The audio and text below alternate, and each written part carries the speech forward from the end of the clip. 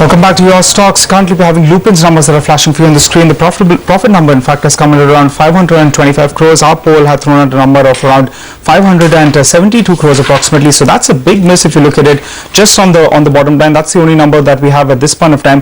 That's a miss of close to roughly around 8 to 9% on the bottom line itself. I'm just waiting by for more numbers. On the top line itself, we were estimating a number of around 3,300 crores approximately. So we're waiting by for that particular number as well. And that compares with the reading of around 3,341 crores. So that's the only number that's flashing for you on the screen. The margins as well expected to come in at around 26.6%. I can give you the total income number. 3150 is what they've done versus a poll of 3296. Again, that's a miss. We've already got Ekta in, so let's get first reactions from her. Ekta, looks like a miss. Yes, well, it does definitely look like a little bit of a miss. You guys spoke about the profit figures, so that's actually definitely coming at a miss. If you compare it on a sequential basis as well, 525 crores compares to 547 crores that they did the last quarter. Yeah. And that's important because same quarter last year there was a huge base that they had recorded. So that's the reason why your a Q&Q comparison is important as well. I think we have Mayuresh Joshi of Angel Broking joining in on the phone line to talk about Lupin's numbers. Mayuresh, thanks for joining in. Your first take in terms of the Lupin numbers. The consolidated EBITDA is coming at 816 crores versus our estimate of 878 crores with a margin of 26%. So I think there's a lower revenue that we're working with in terms of the top line. Which one did you mentioned 3,100? Yeah, that's the 3150 is the top line. So there's a miss a miss across the board for Lupin, but they've managed to maintain margins despite a lower top line. Your sense in terms of the numbers this time? I think clearly as per our estimates it's been quite a miss. I think our numbers were a little bit on the optimistic side. Our top line was close to 3,500 to 3,550 odd crores. We were working with EBITDA margins of you were working with a revenue figure of 3,500 crores this quarter? Yes. And again, I think we were working on EBITDA margins of 27%. That effectively translates into a profitability figure of close to 700. So I think even if you go by the consensus estimates, as I see on your channel, I think it's been a miss on that front as well. But clearly, I think the margins last year probably were because of the higher base. And again, I think the US branded business would have got impacted because of the generic entry that you probably witnessed in Suplex. So I think we need to see the finer details that.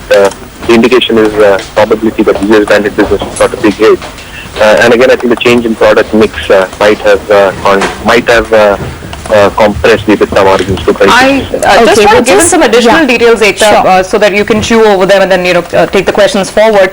In terms of the overall numbers, there doesn't seem to be anything out of the ordinary which could have prompted this kind of a miss. Because if I'm looking at tax expenses, for instance, for this quarter, it's 2. The number stands at. Well, it's not really. The point with Lupin is that the same quarter last year was a very good quarter for them. They had their revenues which were jumping 35%. They had the EBITDA which came in over 30%. So the same quarter last year came on a very high exceptional quarter for them. So this disappointment was expected. The extent of the disappointment is what is actually making the stock react under pressure. Also, they had a lack of US approvals that came through this quarter, which all of the companies have been suffering from this quarter. But we have to wait by for the breakup in terms of the geographical numbers for Lupin, because that would be equally important in terms of what they did in the US business, what they've done in other segments as well. In fact, we have another analyst joining in. We have Vivek Kumar of SBI Cap joining in. Vivek, take on Lupin's numbers. It looks quite disappointing. Yeah, the numbers are weaker than the expectation, that's for sure. The large part of the disappointment has come from the US business. I see that the reported sales have been about $175 to $180 million. And what was your estimate? The estimates was close to $220 million, around that. So I think there's a big miss of about 20-25% out there. Okay, because last quarter they did $211 million in the US as well. So that's significantly come down. But why exactly has the US been such a big miss? No, I think if you see, there's not a quite good number of launches that they would have done, except for the one which is Export SAT. I think, barring that, I think they had some few approvals, but they have launched about 1 or 2 couple of products. And if you see YOY, they had some good launches last year. So you cannot compare YOY then because that base was very high. So I think it does make sense that the numbers were supposed to be flattish to weak QOQ, but then to such an extent, weakness would definitely warrant a warrant like some kind of a drag that something in the base portfolio there must be some kind of a price erosion that they would have seen. Okay. In fact, the other income is important because this time round the other income has supported the profit, something similar with what we saw with Bajaj Auto. 75.58 crores versus 28.91 crores year on year is what they've recorded. So if it wasn't for that higher other income element also, maybe the profit would have been lower than what has already been reported for Lupin. But Vivek, I want to tie this in with the exclusive that CNBC TV18 has been reporting with regards to Lupin's Goa plant, and there could be 9 observations post a US FDA inspection that took place. Your sense in terms of whether those observations do become a little critical for Lupin? I'm not so much aware about that because there's no official communication from the company side that they have done on the Goa plant. But I think that's what, but the media has been reporting it. But what I understand is that there are a good number of filings that they have done from the Goa, and Goa is supposed to be one of the bigger facilities for them, except for Mandideep and Pithampura.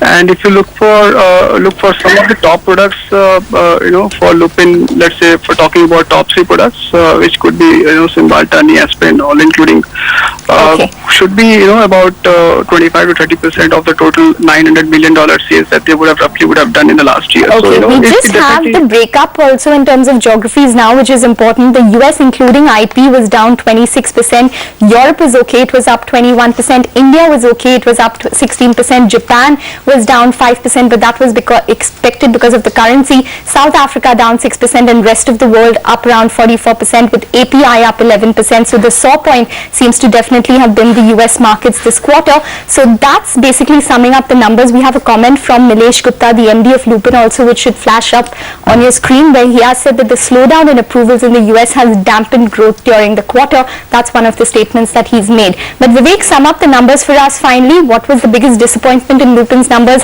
What was the biggest positive? And would your rating on the stock change at all? So I definitely see the numbers have been quite weak, and the miss has been largely coming from the US markets. So I see that the downgrades and the numbers is definitely warranted.